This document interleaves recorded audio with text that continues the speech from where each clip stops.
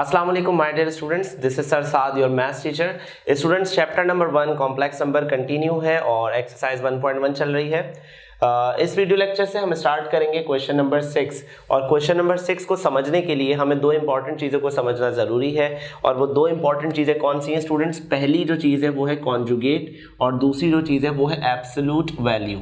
Conjugate और absolute value बहुत simple सी चीज़ है, मतलब कोई ज़्यादा लंबी कैलकुलेशन नहीं है, कोई फॉर्मूलाज नहीं है। स्टूडेंट्स कॉन्जुगेट का मतलब क्या होता है? पहले तो आपके पास जो भी वो आपको कॉम्प्लेक्स नंबर दें, आप उसको एक अल्फ़ाबेट असाइन कर दें, दैट इज z। मतलब मैंने इस कॉम्प्लेक्स नंबर को एक अल्फ़ाबेट असाइन कर दिया z के बराबर, z के बराबर। अब मैं इसका कॉन्जुगेट लेना चाहता हूं, तो स्टूडेंट्स कॉन्जुगेट को किससे रिप्रेजेंट करते हैं? एक चीज़ याद रखिएगा, जब भी आपको कॉन्जुगेट निकालना होगा तो आप z के ऊपर ये बार लगाएंगे। ये जो बार है ये रिप्रेजेंट करता है कि आप कॉन्जुगेट फाइंड आउट कर रहे हैं। अच्छा, होगा क्या? होगा ये कि आपने यहाँ पे कॉन्जुगेट का साइन लगाया, ये लगा दिया आपने 4 + 5 आयोटा, इस पे भी बार लगा दिया।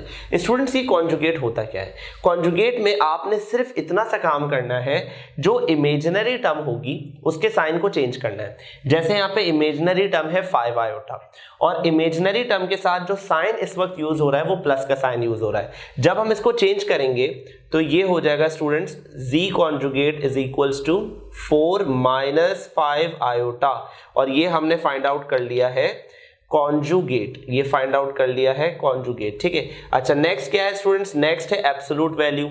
एब्सोल्यूट वैल्यू किस तरह से फाइंड की जाती है? एब्सोल्यूट वैल्यू को किस तरह से शो करते हैं स्टूडेंट्स? एब्सोल्यूट वैल्यू इससे शो की जाती है z, और इसके सराउंडिंग में ये मॉड वाले साइन लगा देंगे आप, ये बार्स लगा देंगे, स्ट्रेट बार्स। अच्छा, होता क्या है स्टूडेंट्स? मालूम कैसे की जाती है? इसको मालूम करने का बड़ा सीधा सा तरीका है, वो ये कि आपके पास जो यहाँ पे जो नंबर यूज किया जा रहा है रियल नंबर, आप उसको लिखेंगे और उसका स्क्वायर कर देंगे। मतलब 4 लिखने के बाद आपने उसका स्क्वायर कर दिया, उसके बाद बीच में प्लस यूज करना है, पॉजिटिव साइन ही यूज करना है, नेगेटिव साइन यूज नहीं होता। उसके बाद आप देखेंगे आयोटा के साथ कौन सा नंबर लिखा हुआ है, तो स्टूडेंट्स आयोटा के साथ लिखा हुआ है 5, तो 5 का भी आप स्क्वायर कर देंगे। सो 4 का स्क्वायर हो जाएगा 16 और 5 का स्क्वायर हो जाएगा हमारे पास 25 के बराबर।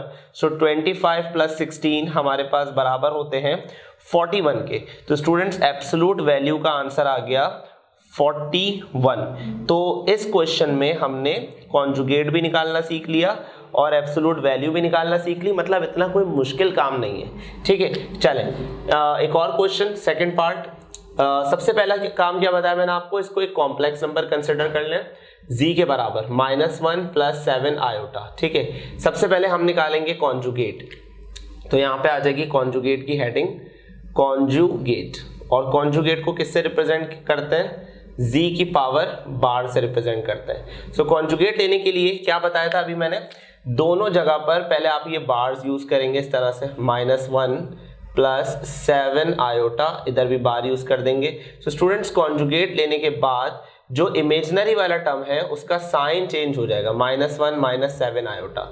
सो स्टूडेंट्स ये आ गई हमारे कॉन्जुगेट की वैल्यू। कॉन्जुगेट निकाल लेने के बाद सेकंड काम क्या है? सेकंड काम है एब्सोल्यूट वैल्यू। अब हमें निकालना है एब्सोल्यूट वैल्यू, और एब्सोल्यूट वैल्यू को किससे रिप्रेजेंट किया जाता है? z मॉड से रिप्रेजेंट किया जाता है। ठीक है, अच्छा एब्सोल्यूट वैल्यू के लिए किस तरह से काम किया जाता है अभी बताया था मैंने आपको। इसके लिए हम लगाते हैं एक अंडर रूट। ठीक है, जो पहला नंबर गिवन होता है उसका स्क्वायर करते हैं, मतलब कि यहाँ पे -1 का स्क्वायर हो जाएगा, उसके बाद बीच में प्लस का साइन, और जो आयोटा के साथ नंबर लिखा होता है उसका भी स्क्वायर करते हैं, तो यहाँ पर 7 का स्क्वायर कर लेंगे। ठीक है, सो स्टूडेंट्स 1 का स्क्वायर होता है 1 के बराबर, 1 का स्क्वायर होता है 1 के बराबर, और 7 का स्क्वायर होता है 49 के बराबर। 49 + 1 बराबर होता है 50 के। अब 50 का स्क्वायर रूट अगर आप करेंगे सिंपल कैलकुलेटर से, अगर आप 50 का स्क्वायर रूट निकालेंगे सिंपल कैलकुलेटर से तो आपको पॉइंट्स में आंसर मिलेंगे, मगर अगर आप साइंटिफिक कैलकुलेटर से सॉल्व करेंगे स्टूडेंट्स तो इसका आंसर आपको मिलेगा 5√2। तो ये हो गया इसका एब्सोल्यूट वैल्यू का आंसर। सो स्टूडेंट्स कॉन्जुगेट भी निकाल लिया हमने और एब्सोल्यूट वैल्यू भी निकाल ली, दो पार्ट सॉल्व कर लिए। थर्ड पार्ट के बारे में देखते हैं। थर्ड पार्ट में कुछ यूनिक है।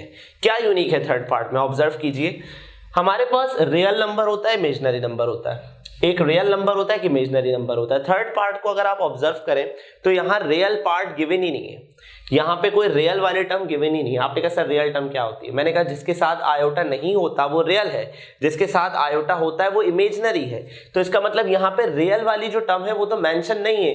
तो हम क्या कंसिडर करेंगे रियल वाली टर्म को? हम कंसिडर करेंगे जीरो। जब गिवन नहीं होगा तो हम रियल टर्म को जीरो कंसिडर करेंगे। सो स्टूडेंट्स यहाँ पर जब मैं कॉन्जुगेट लूंगा इसका, तो कॉन्जुगेट किस तरीके से लिया जाएगा? सबसे पहले आप अपने इस कॉम्प्लेक्स नंबर को जी कंसिडर कीजिए और यहां लिख दिएगा फॉर एग्जांपल 0 प्लस √3 आयोटा। मैंने जीरो खुद लिखा है स्टूडेंट्स। अब कॉन्जुगेट लेने के लिए क्या बताया था मैंने आपको? कॉन्जुगेट लेने के लिए जी पर हम ये बार लगा देते हैं। इट मींस यहां पे भी बार लग जाएगा और 0 प्लस √3 आयोटा यहां पे भी बार लग जाएगा। कॉन्जुगेट लेने के बाद इमेजिनरी वाली टर्म का साइन बदल जाता है, तो ये प्लस से हो गया -√3 आयोटा, ये कॉन्जुगेट आ गया। ठीक है, अब सेकंड काम क्या रह गया? सेकंड काम रह गया एब्सोल्यूट वैल्यू को फाइंड आउट करना है। सो एब्सोल्यूट वैल्यू को कैसे फाइंड किया जाएगा? ये आ गया एब्सोल्यूट वैल्यू का साइन, अंडर रूट, अंदर पहले रियल नंबर का स्क्वायर होता है फिर इमेजिनरी नंबर का स्क्वायर होता है, मगर स्टूडेंट्स रियल नंबर तो कोई है ही नहीं, तो यहाँ पे हमने जीरो कंसिडर किया हुआ, तो ये जीरो का स्क्वायर हो गया, प्लस फिर इमेजिनरी का स्क्वायर होता है। इमेजिनरी के साथ कौन सा नंबर है? √3। सो यहाँ आ जाएगा √3 और पावर आ जाएगी स्क्वायर। स्क्वायर से स्क्वायर रूट कैंसिल हो गया, तो इसका आंसर आ गया √3। सो ये आ गई हमारे एब्सोल्यूट की वैल्यू। तो इस पूरे क्वेश्चन में हमने क्या सीखा? इस पूरे क्वेश्चंस में इन तीनों पार्ट्स में हमने कॉन्जुगेट निकालना सीखा है और एब्सोल्यूट वैल्यू निकालना सीखी है। पर स्टूडेंट्स इसके और भी पार्ट्स हैं, होंगे इसी तरीके से। आप इसको खुद ट्राई कीजिएगा, क्योंकि अब जब हम नेक्स्ट वीडियो लेक्चर स्टार्ट करेंगे तो क्वेश्चन नंबर 6 नहीं होगा, क्वेश्चन 7 से स्टार्ट करेंगे। क्वेश्चन 6 के जो रिमेनिंग पार्ट्स हैं वो आपको खुद से सॉल्व करने हैं। आई होप आप सॉल्व कर लेंगे इंशाल्लाह। सो इंशाल्लाह नेक्स्ट वीडियो लेक्चर में आप लोगों से मुलाकात होगी। अपना बहुत ख्याल रखिएगा। अल्लाह हाफिज।